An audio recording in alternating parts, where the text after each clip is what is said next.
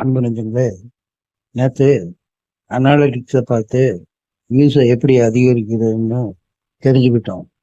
இன்னைக்கு எந்த வீடியோ போடலாம், எந்த டாபிக்ல போடலாம் அப்படிங்கிற ஒரு கேள்வி வரும். அதுதான் இன்றைய டாபிக். சரி, அடுத்த வீடியோ எதை பற்றி போடணும், எந்த டாபிக்கு போடணும், இது ஒரு கேள்வி.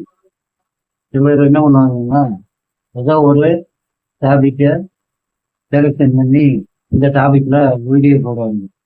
ஆனா அது சரியான முறை இல்லை. அதுக்கு ஒரு வழி இருக்கு. உங்க வியூவர்கிட்ட இருந்த அந்த டாபிக்கை கண்டுபிடிக்கலாம். நீங்க போட்ட வீடியோல அதிகமான வியூஸ் போன வீடியோ எதுன்னு பாருங்க. அதுல உள்ள கண்டென்ட் டாபிக் என்னங்கிறத பாருங்க. அது மட்டும் இல்லை, அந்த வீடியோ ஓடுனதுக்கு என்ன காரணம் அப்படிங்கிறத உங்களுக்கு நீங்களே ஒரு 4 கேள்வி கேட்டுக்கோங்க. நீங்களே கேட்டுக்கோங்க. அதுக்கு என்ன காரணமா இருக்க முடியும்? ஒருவேளை டைட்டிலா, இல்லை தம்ப்நெயிலா, அப்படி இல்லைன்னு டாபிக்கா, இல்லை மக்களே அந்த வீடியோவை விரும்பி பார்த்தாங்களா அப்படின்னு கேளுங்க. உங்க மனசுல எஸ் அப்படின்னு பதில் வந்ததுன்னா அதே மாதிரி வீடியோவை மறுபடியும் நீங்க போடுங்க. வியூஸ் அள்ளும். வீடியோ ட்ரெண்டிங் ஆச்சுன்னா உடனே அந்த வீடியோ பின்னாடி ஓடாதீங்க. அந்த வீடியோ பார்த்து நீங்கள் வேறு மாதிரி வீடியோலாம் போடாதீங்க. முதல்ல யோசிங்க, உங்கள் சேனலுக்கு அது மேட்ச் ஆகுமா, உங்கள் கேட்டகரிக்கு அது பொருந்துமா அப்படிங்கிறதெல்லாம் யோசனை பண்ணுங்க. சும்மா ட்ரெண்டிங் உடனே நம்மளும் போட்டால் அதே மாதிரி ட்ரெண்டிங் ஆயிரும்னு நினைக்காதீங்க. உங்களோட கேட்டகரி என்ன இருக்குது அப்படிங்கிறத பாருங்கள். அது மேட்ச் ஆச்சுன்னா போடுங்க. அப்போ தான் வியூவர்ஸ் பார்ப்பாங்க. உங்கள் சேனலுக்குன்னு ஒரு கேட்டகரி இருக்கும்.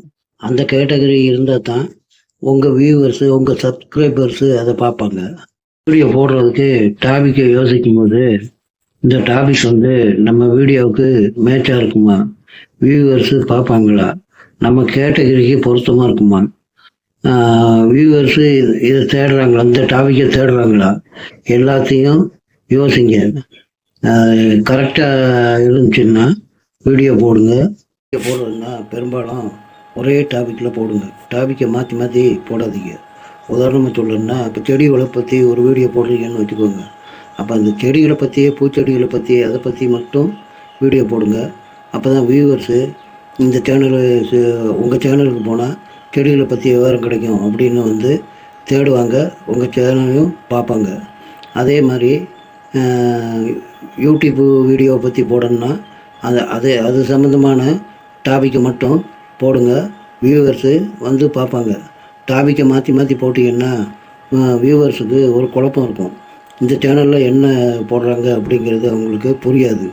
அதனால் அதை தேட மாட்டாங்க, பார்க்கவும் மாட்டாங்க.